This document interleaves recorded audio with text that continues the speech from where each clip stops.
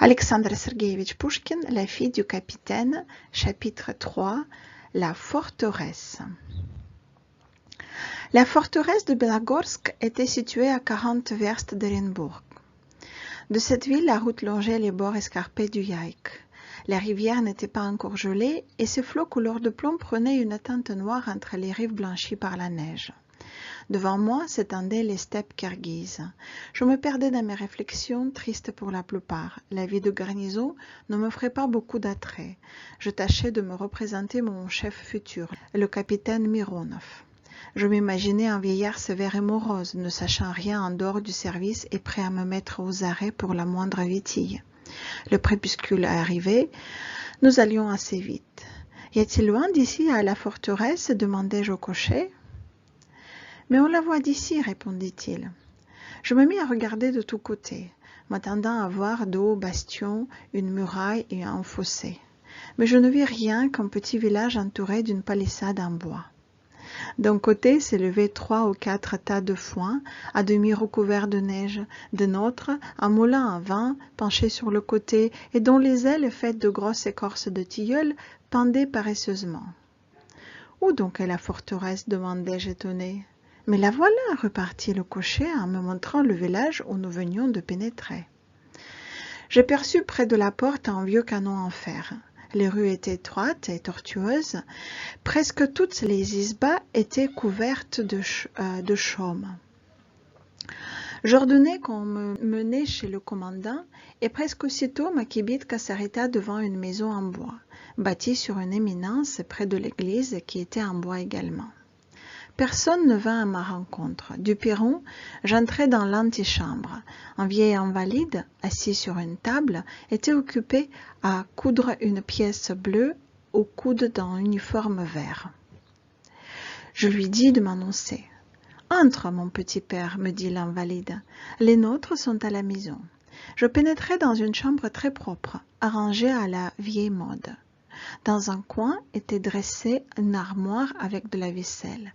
Contre la muraille, un diplôme d'officier pendait encadré et sous verre.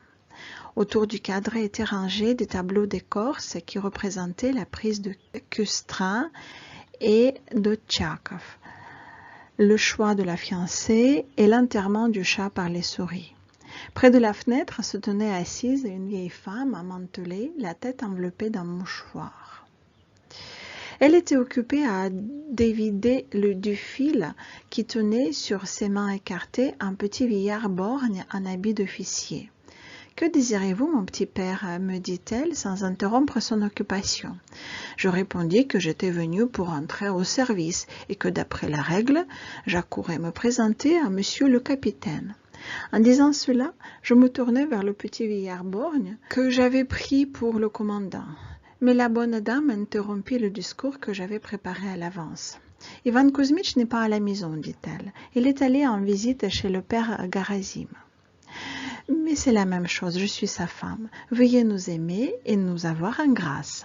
Assieds-toi, mon petit père. » Elle appela une servante et lui dit de faire venir l'uriadnik. Le petit vieillard me regardait curieusement de son œil unique. « Oserais-je vous demander, me dit-il, dans quel régiment vous avez daigné servir ?» Je satisfis sa curiosité. « Et oserais-je vous demander, continua-t-il, pourquoi vous avez daigné passer de la garde dans notre garnison ?» Je répondis que c'était par ordre de l'autorité, probablement pour des actions peu séantes à un officier de la garde, reprit l'infatigable questionneur. « Veux-tu bien cesser de dire des bêtises ?» lui dit la femme du capitaine. « Tu vois bien que ce jeune homme est fatigué de la route. Il a autre chose à faire que de te répondre. Tiens mieux tes mains. Et toi, mon petit père, continua-t-elle en se tournant vers moi, ne t'afflige pas trop de ce qu'on t'est fourré dans notre bicoque. Tu n'es pas le premier, tu ne seras pas le dernier. On souffre, mais on s'y habitue. Tenez, Shvabrin, Alexei Ivanitch, et il y a déjà 4 ans qu'on l'a transféré chez nous pour un meurtre. Dieu sait quel malheur lui était arrivé. Voilà qu'un jour il est sorti de la ville avec un lieutenant et ils avaient pris des épées. Et ils se mirent à se piquer l'un et l'autre. Et Alexei Ivanitch a tué le lieutenant et encore devant 2 témoins. Que veux-tu? Contre le malheur, il n'y a pas de maître. En ce moment entre l'uriadnik jeune et beau cosaque. Maximitch, lui dit la femme du capitaine, donne un logement à monsieur l'officier, et propre.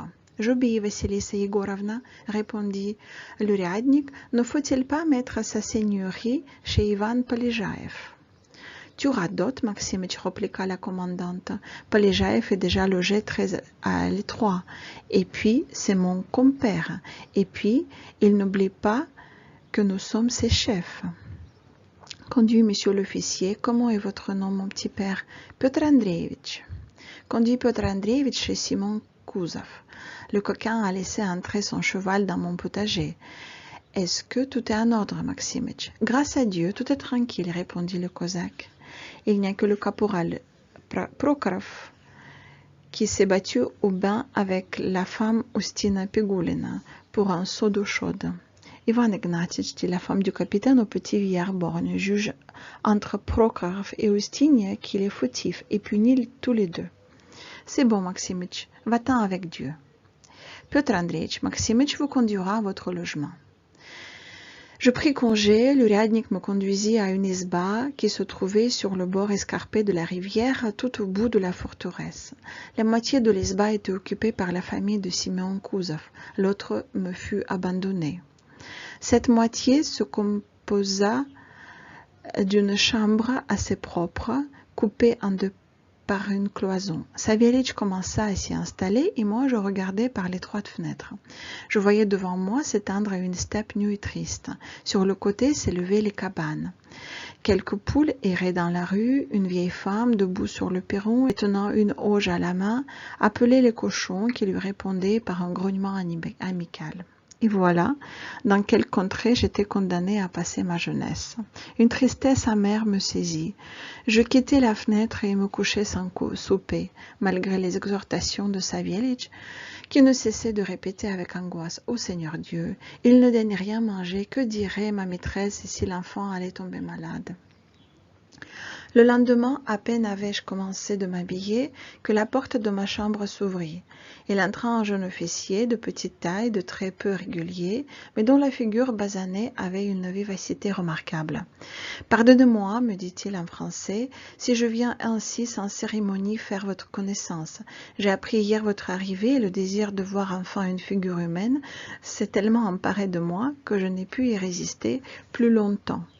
Vous comprendrez cela quand vous aurez vécu ici quelque temps. » Je devinai sans peine que c'était l'officier renvoyé de la garde pour l'affaire du duel. Nous fîmes connaissance. Schwabrin avait beaucoup d'esprit. Sa conversation était animée, intéressante. Il me dépeignit avec beaucoup de verve et de gaieté la famille du commandant, sa société et en général toute la contrée où le sort m'avait jeté. Je riais de bon cœur lorsque ce même invalide que j'avais vu rapiécer son uniforme dans l'antichambre du capitaine entra et m'invita à dîner de la part de Vassilissa Yegorovna. Schwabrin déclara qu'il m'accompagnait. En nous approchant de la maison du commandant, nous vîmes sur la place une vingtaine de petits vieux invalides avec de longues queues et des chapeaux à 3 cornes. Ils étaient rangés en ligne de bataille. Devant eux se tenait le commandant, vieillard encore vert et de haute taille, en robe de chambre et en bonnet de coton. Dès qu'il nous aperçut, il s'approcha de nous, me dit quelques mots affables et se mit à commander l'exercice. Nous allions nous arrêter pour voir les manœuvres, mais il nous pria d'aller sur le champ chez Vassilissa Yegorovna, promettant qu'il nous rejoindrait aussitôt. Ici, nous dit-il, vous n'avez vraiment rien à voir. Vassilissa Yegorovna nous reçut avec simplicité et bonhomie, et me traita comme si elle m'eût dès longtemps connue. L'invalide et Palashka mettaient la nappe. Qu'est-ce qu'a donc aujourd'hui mon Ivan Kuzmitch à instruire si longtemps ses troupes, dit la femme du commandant. Palashka, va le chercher pour dîner. Mais où est donc Masha? À peine avait-elle prononcé ce nom qu'entra dans la chambre une jeune fille de 16 ans, au visage rond, vermeil, ayant les cheveux lissés en bandeau et retenus derrière ses oreilles, qui rougissaient la pudeur et l'embarras. Elle ne me plut pas extrêmement au premier coup d'œil. Je la regardais avec prévention. Schwabrin m'avait dépeint Marie, la fille du capitaine, sous les traits d'une sotte. Marie Ivanovna alla s'asseoir dans un coin et se mit à coudre. Cependant, on avait apporté le chi. Vassilissa Yegorovna, ne voyant pas revenir son mari, envoya pour la seconde fois Parashka l'appeler. Dis au maître que les visites attendent. Le chi se refroidit. Grâce à Dieu, l'exercice ne s'en ira pas. Il y aura tout le temps de s'égosiller à son aise. Le capitaine apparut bientôt, accompagné du petit vieillard borgne. « Qu'est-ce que cela, mon petit père ?» lui dit sa femme. « La table est servie depuis longtemps et l'on ne peut pas te faire venir. »« Vois-tu bien, Vassilissa Yegorovna, répondit Ivan Kozmitch. « J'étais occupée de mon service, j'instruisais mes petits soldats. »« Va, reprit-elle. Ce n'est qu'une vanterie, le service ne leur va pas. Et toi, tu n'y comprends rien.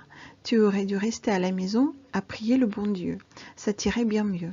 Mes chers convives, à table, je vous prie. » Nous prîmes place pour dîner. Vassilissa Yegorovna ne se taisait pas un moment et m'accablait de questions. Qui étaient mes parents, s'ils étaient en vie, où ils demeuraient, quelle était leur fortune. Quand il sut que mon père avait 300 paysans, elle a dit « Voyez-vous, y a-t-il des gens riches dans ce monde? Et nous, mon petit père, en fait d'âme, nous n'avons que la servante Palashka. Eh bien, grâce à Dieu, nous vivons petit à petit. Nous n'avons qu'un souci, c'est Masha, une fille qu'il faut marier. Et quelle dot a-t-elle? Un peigne et 4 sous-vaillants pour se baigner 2 fois par an.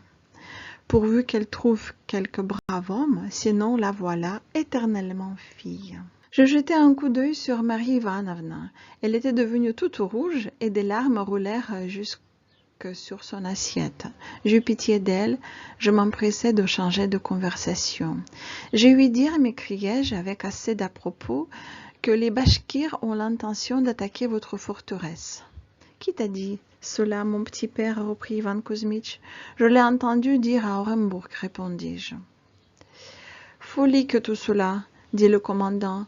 Nous n'en avons pas entendu depuis longtemps le moindre mot. Les Bashkirs sont un peuple intimidé, les Kirghizes aussi ont reçu de bonnes leçons. Ils n'oseront pas s'attaquer à nous, et s'ils s'en avisent, je leur imprimerai une telle terreur qu'ils ne remueront plus de 10 ans. Et vous ne craignez pas, continuai-je en m'adressant à la femme du capitaine, de rester dans une forteresse exposée à de tels dangers? Affaire d'habitude, mon petit père, reprit-elle. Il y a de cela 20 ans, quand on transféra du régiment ici, tu ne saurais croire comme j'avais peur de ces maudits païens. S'il m'arrivait parfois de voir leurs bonnets à poil, si j'entendais leurs hurlements, crois bien, mon petit père, que mon corps se resserrait à mourir. Et maintenant, j'y suis si bien habituée, je ne bougerai pas de ma place quand on viendrait me dire que les brigands rôdent autour de la forteresse. Vassilissa Yegorovna est une dame très brave, observa gravement Schwabrin. Ivan Kozmitch en sait quelque chose. Mais oui, vois-tu bien, dit Ivan Kozmitch, elle n'est pas de la douzaine des poltrons. Et Marie Ivanovna, demandai-je à sa mère, est-elle aussi hardie comme vous? Masha, répondit la dame, non, Masha est une poltronne. Jusqu'à présent, elle n'a pu entendre le bruit d'un coup de fusil sans trembler de tous ses membres. Il y a de cela 2 ans, quand Ivan Kozmitch s'imagina le jour de ma fête de faire tirer son canon, elle eut si peur, le pauvre pigeonneau, qu'elle manqua de s'en aller dans l'autre monde. Depuis ce jour-là, nous n'avons plus tiré ce maudit canon.